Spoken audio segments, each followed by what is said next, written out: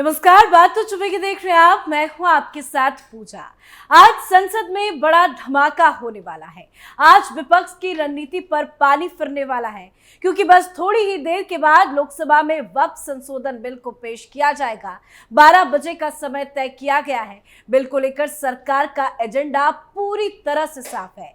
संसद के बचे हुए सत्र में ही इस बिल को पास कराया जा सकता है। बिल पर चर्चा के लिए 8 घंटे का समय तय किया गया है। बिल के पेश होते ही विपक्ष हंगामा करेगा, बवाल काटेगा।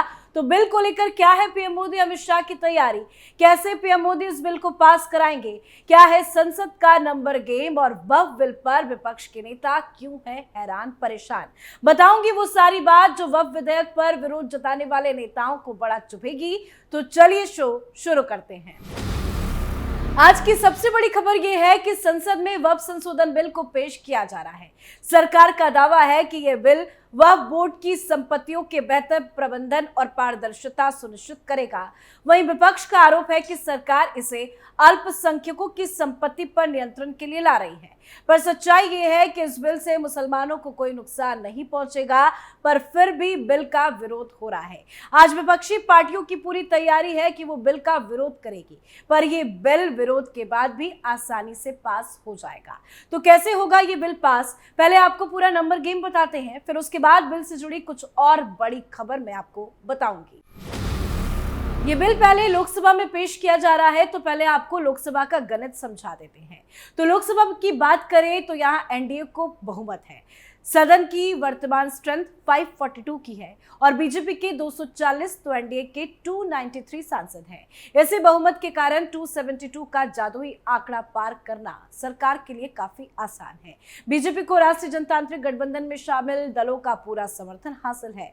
जैसे कि मैंने आपको बताया कि इस समय एनडीए में शामिल दलों के लोकसभा में कुल 293 सदस्य हैं। इनमें टीडीपी और जेडीयू जैसे दल हैं जिनके सदस्यों की संख्या दहाई के अंक में है।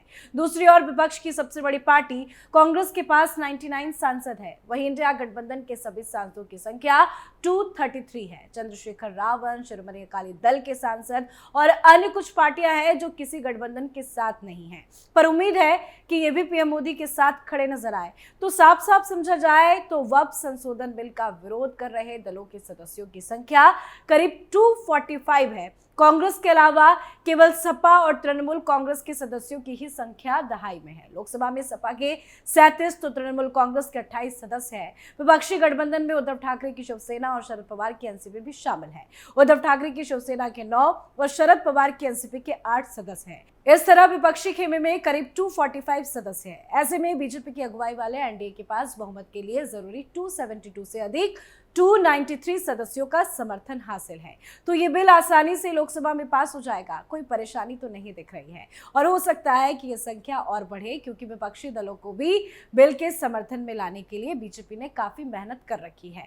तो मेहनत तो रंग लाएगी ही। अब जरा राज्यसभा की भी बात कर लेते हैं। 236 सदस्यों वाले राज्यसभा में बीजेपी के पास 98 सांसद हैं और एनडीए के 115 सांसद हैं। वहीं 6 मनोनीत सांसद भी सरकार का साथ देते रहे हैं।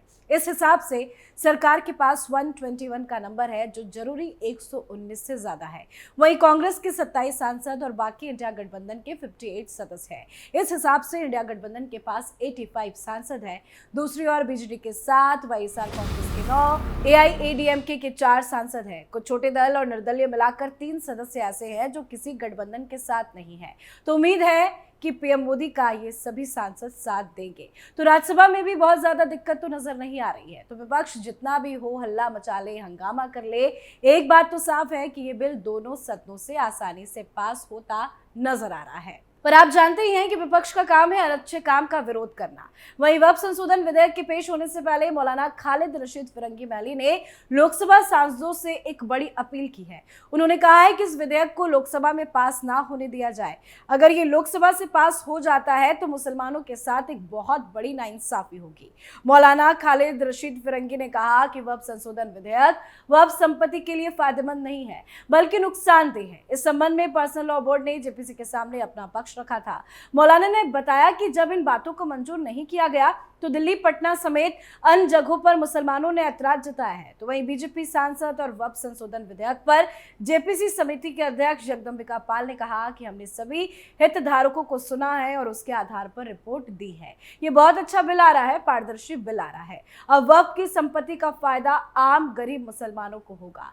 तो बीजेपी यही चाहेगी कि इस बिल पर इतनी चर्चा हो कि आम लोग खुद विपक्ष को हिंदू विरोधी साबित करने में लग जाए। ऐसा लगता है कि इस बिल को लेकर बीजेपी अभी जनता के बीच में जागरूकता ही फैलाना चाहती है। विपक्ष इस बात को शायद समझ ही नहीं पा रहा और विपक्ष लगातार विरोध पर तुला हुआ है। अखिलेश यादव और उनके चाचा रामगोपाल यादव ने जिस तरह से वक्फ बोर्ड का विरोध किया है, ममता बनर्जी भी बार बार कह रही हैं कि वो किसी भी कीमत पर इस बिल को राज्य में लागू नहीं होने देगी। बिहार में आरजेडी का पूरा समर्थन वक्फ बिल विरोधियों को मिल रहा है और तमाम विपक्षी दल विरोध में है। पर सच्चाई ये है कि जनता को भड़काया जा रहा है। बिल में कुछ भी गलत नहीं है। विपक्ष जिस तरह से वक्फ बिल के खिलाफ माहौल बना रहा है, उसका केवल एक ही मकसद है कि इस बिल के खिलाफ अनर्गल प्रलाप किया जाए, पर इससे कुछ होने वाला नहीं है। आज बीजेपी की बड़ी जीत होगी और इस बिल को रोका नहीं जा सकता। और बड़ी बात यह है कि विपक्ष के बड़े नेता भी समझ गए हैं कि ये बिल आसानी से पास हो जाएगा, इसका विरोध करके फायदा नहीं है। कल देर रात तक विपक्ष के नेताओं ने एक बैठक भी की थी। वक्फ संशोधन बिल पर संसद में क्या होगी रणनीति, उस पर चर्चा भी की गई थी। इंडिया गठबंधन के घटक दलों की बैठक में शिवसेना, उद्धव गुट से अरविंद सावंत, आप से प्रियंका चतुर्वेदी, टीएमसी से कल्याण बनर्जी समेत कई नेताओं ने इसमें शिरकत भी की थी। खबरों के मुताबिक सभी में आम सहमति बन गई है। सभी ने एक सुर में कहा है कि चर्चा में एकजुट होकर हिस्सा लेंगे और बिल का तथ्यों के आधार पर विरोध होगा, साथ ही वोटिंग में भी हिस्सा लेंगे। तो ये बड़ी बात है कि विपक्ष वोट करेगा। लगा तो यही था कि विपक्ष हो हल्ला मचाकर वॉकआउट कर जाएगा, पर विरोध की खबर है, पर यह विरोध सदन में रहकर किया जाएगा। विपक्ष वोट करेगा, पर ये विपक्ष है, कब क्या कर दे कुछ कहा नहीं जा सकता। पर बड़ी खबर ये भी है कि राहुल गांधी जो नेता विपक्ष है वो कुछ नहीं आज बोलेंगे। वैसे उनको बिल पर चर्चा में भाग लेना चाहिए था, पर खबर ये सामने आ रही है कि राहुल गांधी आज संसद में कुछ नहीं बोलेंगे। संसद में कुछ बोलने के इच्छुक बिल्कुल भी नहीं है राहुल गांधी और ना ही प्रियंका वाड्रा। तो देखते हैं आज विपक्ष किस तरह से बवाल काटता है। तो बिल तो पास हो जाएगा, निश्चित रहिए, उस पर अपडेट हम आपको आगे बताते रहेंगे। पर ऐसे में ये जानना भी अहम है कि आखिर वक्फ बोर्ड क्या होता है। सरकार को पहले से मौजूदा वक्फ कानून में संशोधन की जरूरत आखिर क्यों पड़ी? वक्फ बोर्ड के पास कितनी जमीन है? विधेयक पर सरकार का क्या कहना है? वक्फ को लेकर अब तक क्या क्या शिकायतें मिली है? तो जाते जाते इसकी भी आपको थोड़ी डिटेल्स बता के जाते हैं। पहले जाने कि वक्फ क्या होता है। वक्फ कोई भी चल या अचल संपत्ति हो सकती है जिसे इस्लाम को मानने वाला कोई भी व्यक्ति धार्मिक कार्यों के लिए दान कर सकता है। इस दान की हुई संपत्ति की कोई भी मालिक नहीं होता। दान की हुई इस संपत्ति का मालिक अल्लाह को माना जाता है, लेकिन उसे संचालित करने के लिए कुछ संस्थाएं बनाई गई हैं। वक्फ करने के अलग अलग तरीके हो सकते हैं, जैसे अगर किसी व्यक्ति के पास एक से ज्यादा मकान है और वो उनमें से एक को वक्फ करना चाहता है तो वो अपनी वसीयत में एक मकान को वक्फ के लिए दान करने के बारे में लिख सकता है। ऐसे में उस मकान को संबंधित व्यक्ति की मौत के बाद उसका परिवार इस्तेमाल नहीं कर सकेगा। उसे वक्फ की संपत्ति का संचालन करने वाली संस्था आगे सामाजिक कार्य में इस्तेमाल करेगी। इसी तरह शेयर से लेकर घर, मकान, किताब से लेकर कैश तक वक्फ किया जा सकता है। कोई भी मुस्लिम व्यक्ति जो 18 साल से ज्यादा उम्र का है वो अपने नाम की किसी भी संपत्ति को वक्फ कर सकता है। वक्फ की गई संपत्ति पर उसका परिवार या कोई दूसरा शख्स दावा नहीं कर सकता है।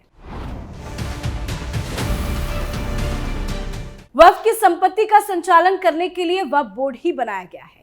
ये स्थानीय और राज्य स्तर पर बने होते हैं। उत्तर प्रदेश, बिहार जैसे राज्यों में अलग अलग सिया और सुन्नी वक्फ बोर्ड में भी है।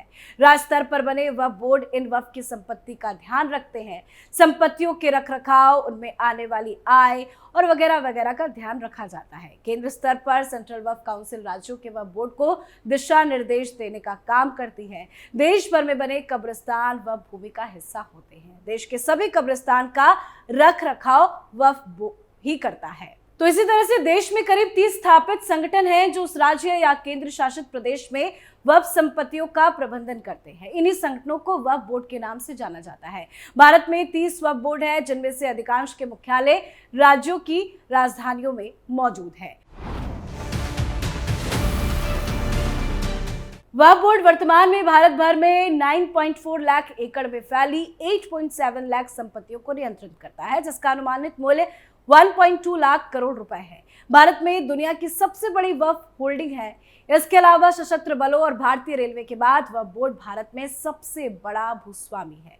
तो बहुत सारी जानकारियां ऐसी है जो मुसलमानों तक पहुंचाई नहीं गई है और भारत में बवाल जबरदस्त हो रहा है। बड़ी बात यह है कि सभी इस्लामिक देशों में वक्फ संपत्तियां नहीं है। तुर्की, लीबिया, मिस्र, Sudan, Lebanon, Syria, Jordan, Tunisia और इराक जैसे इस्लामिक देशों में वक्फ नहीं है। हालांकि भारत में न केवल वक्फ बोर्ड सबसे बड़े शहरी भूस्वामी है, बल्कि उनके पास कानूनी रूप से उनकी सुरक्षा करने वाला एक अधिनियम भी है। तो बिल में संशोधन कर इसे पेश किया जा रहा है और उम्मीद है कि बिल पास भी हो जाए, लेकिन फिर भी विपक्षी पार्टियों की तरफ से बवाल किया जा रहा है।